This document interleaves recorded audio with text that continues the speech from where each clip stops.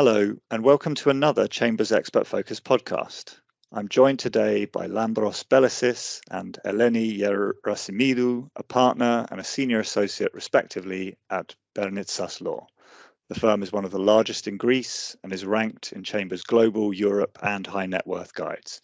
Its real estate practice, which is the subject of our conversation today, has a history of advising on complex transactions, ownership structures, developments, and financings involving significant properties. Welcome to you both. Thank you, Jonathan. Hello, Jonathan. Our conversation today is going to focus on investment trends and incentives in the real estate sector in Greece. As a law firm that has several foreign clients that invest in real estate, have you seen a significant increase in the involvement in real estate investment deals over the last 2 to 3 years? Thank you. Yeah, the answer is definitely yes, Jonathan. In the last few years of developing economy, we have seen a significant increase in real estate investments and transactions, and this can be attributed basically to the following reasons or factors. First of all, it is the low real estate prices of real estate in Greece compared to other developed markets and the European mostly. The low prices can be attributed to a economic recession that we experienced in Greece that lasted more than 10 years. So this situation, along with the volatility in the Greek market, led to low prices, which on the other hand are a very good incentive for investors to come in. The second factor would be the improvement of the current legal framework and procedures associated with real estate transactions. Now we are moving very fast towards a less bureaucratic environment, and the recently processes are more turning to digital online databases, which facilitates the work that an investor have to do in purchasing real estate in Greece. The third factor is definitely the soaring tourism after the pandemic. It's fair to say that tourism is the heavy industry Greece, and we consider that it is now all year round. The final factor was the recent announcement about the recapturing by Greece of the investment grade that combined with the absence of foreign direct investment restrictions, at least so far, at least in our view, ensures an attractive investing environment. And again, it's fair to say that Greece is definitely in the process of recapturing the confidence of the investors. I mean, low prices, increasing efficiencies, the Greek tourism sector, and sort of the confidence of international markets. That's a compelling combination.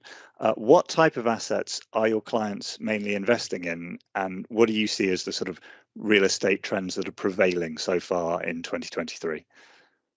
Well, as you said, well, yes, it's definitely an optimal mix of reasons for attracting investors. Now, investors are mostly interested in tourism developments. This can be mainly greenfield or brownfield. Greenfield, namely the acquisition of a plot of land for hotel construction and development, or brownfield, it's the purchase, the acquisition of existing hospitality units. Now, the trend, at least as we have seen it, is mostly that the dominating appetite of investors is to proceed with transactions involving renovation works and not construction from reason basis. And I believe that the reason is obvious, because a renovation project is most of the times quicker, more promising in economic terms, in the sense that the investment can be amortized much faster than now, other than hotels, which is I believe the lion's share in the investors' appetite, we also see an increasing of investors to go for a development of data centers. Data centers is a niche market in Greece, at least, and it is a heavily regulated activity. However, we see that there are prospects in this respect. Development of office buildings, luxury homes, which is connected, of course, with the upcoming and increasing silver economy, and a trend in various other activities which are not directly cannot be directly named as real estate, but a vast part of them is related to real estate. I'm talking about the in vitro fertilization units, which we see a trend there, rehabilitation units, and other, where again, although the activity, the regulated activity, is a part that has to be seen with particular caution by the investor, the real estate is there and has to be very well examined before proceeding to this transaction. I suppose it's the nature of the sector that real estate is a part of almost any business. You always need land on which to do things, right? It's perhaps the most vital part. Yes, I would agree with you, definitely. And could you identify any incentives offered by the Greek state to attract investors? I'm thinking of things like frameworks that speed up the process and facilitate real estate investment transactions. Well, of course, in recent years, plenty of efforts have been made to accelerate investments in the Greek real estate market. The digitization of the procedures for drafting contracts and issuing building permits has made a significant contribution to this direction. However, we still have many bureaucratic obstacles that need to be overcome. Furthermore, we have an ambitious initiative, which is the electronic real estate file, which has been announced to start operating in November 1st, 2023. The majority of real estate data and supporting documents will be transferred to the real estate file, and notaries, they will draw the required transfer documents from this file of any kind in order to process real estate transactions faster and easier. With regards to the legal tools that the Greek law provides for the implementation of a real estate development, more favorable terms can be achieved through the laws on strategic investments or on business parts, which take the form of a unilateral administrative act, such as a presidential decree or a ministerial decision, after the relevant application of the investor. Well, here we are talking about a one-stop shop, as it has been framed, and it really facilitates the permitting procedures. Nevertheless, it has not been implemented in many cases, so we can't say that it provides full comfort to the investor, but it is a very good legal tool lately. Also, we have the new building regulation, which sets out urban benefits and incentives in case a developer chooses to have an environmentally compliant building, or in cases he chooses to have a building with reduced coverage on the plot, or in cases he chooses to upgrade the building into energy class A+. Got it. So those are some of the upcoming advantages for real estate investors. But what would you see as the key challenges your clients face in terms of the legal and institutional framework in Greece? Yes, well, a real estate investor, in the event he's looking to develop a property, and thus currently in Greece, the zoning and planning issues are quite complicated. Besides the fact that he should be advised on the legal risks and aspects of a project, it is very important that he expands the due diligence process in order to include a special and focus on special and urban planning provisions and environmental restrictions that apply to the property. Here we're talking about archaeological sites or cultural heritages or any specific forest legislation. So permitting procedures can be sometimes challenging here in Greece. Furthermore, the benefits or building bonuses that are being provided by the Greek law are often under dispute, and also the issued building permits are under dispute, and mostly from municipalities or from environmental organizations. So this calling into question of the application of the law and already issued building permits, in many cases, inevitably creates uncertainty to the market, affects the business plans of the investors, and in most cases, perhaps it will lead to a change of plan or to a delay to the completion of the transaction. Furthermore, we have the electronic issuance of building permits, which is, of course, a positive development. Well, nevertheless, the use of such tool requires a better response from the urban planning authorities, which is usually or understaffed or they are tasked with very complex real estate projects.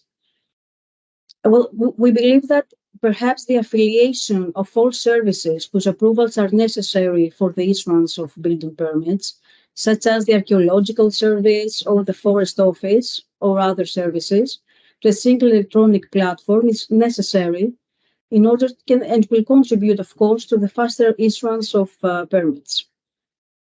Got it. Thank you. Could you give some examples of major transactions that have shaped the market over the last couple of years? Yes, we can. Well, I will have to go a little bit back in time for this particular question. It seems that the most important transaction was that of the Astir Hotels,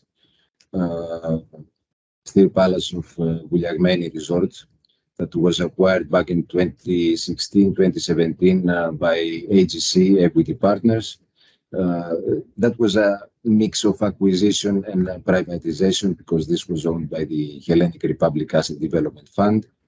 And we advised in this particular transaction. So the reason that I'm quoting this is because this was a landmark transaction that paved the path from a strategic, at least, perspective in Greece.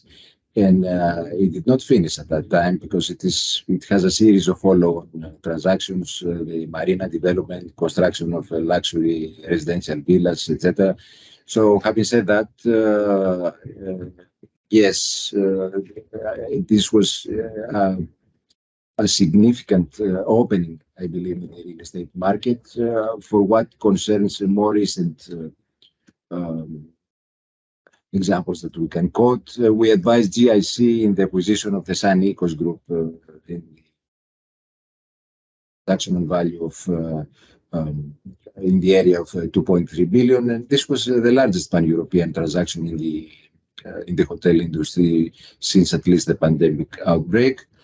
It's fair to say that this last one, that was 2022, it definitely gave a vote of confidence to investment prospects in Greek tourism industry.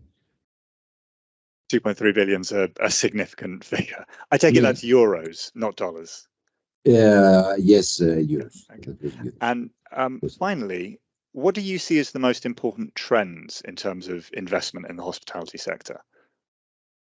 Well, ESG criteria have shaped the hotel market through the last years, and we see that many investors turn their interest more and more into the refurbishment and relocation of existing buildings, where also the permitting procedures are faster and simpler, having in mind the permitting regime in Greece the last couple of years, which it is quite complicated, and yes, quite complicated in many cases. So with respect to the legal tools that are provided by the Greek law, we have seen lately in many cases that investors choose the legal agreement with the owner to fall under the commercial leases law, which has been proved to be a very popular legal tool lately. Well, this means that they choose, instead of entering into a procedure of full acquisition of the real estate asset, they usually agree to enter into a lease relationship, which is considered a legal tool that in many cases does not provide the same legal safety as the freehold property, the full acquisition of the property, but it offers more flexibility, it offers less costs, and of course, you have the possibility of concluding the agreement in a shorter period of time. So that is a reality that shows us that by choosing this legal tool, which does not provide full legal assurance in large-scale projects, investors see great profits and they are willing to take that risk. Interesting. And just as a quick follow-up, are there tax implications for a leasehold as opposed to a freehold arrangement? Well, I just wanted to quote that, well, there is a segregation, a difference between the tax treatment of a lease, as you correctly mentioned, and the purchase of a property. In the purchase of a property, you buy and you pay the tax once, whereas on a lease arrangement, you pay stamp duty or VAT, depending on the arrangement. This can be deducted, so there is a tax benefit from on this side, but each of the options has its own problems. For instance, as Eleni said before, the lease arrangement is a contractual, not an in rem, not a real estate kind of right that you can exercise without having the fear of losing the plot. However, the benefit is that it's quicker and it can be run, completed in a more efficient and swift manner rather than the frequent option. Fascinating. Thank you both very much. Thank you. Thank you very much. Thank you very much, Jonathan.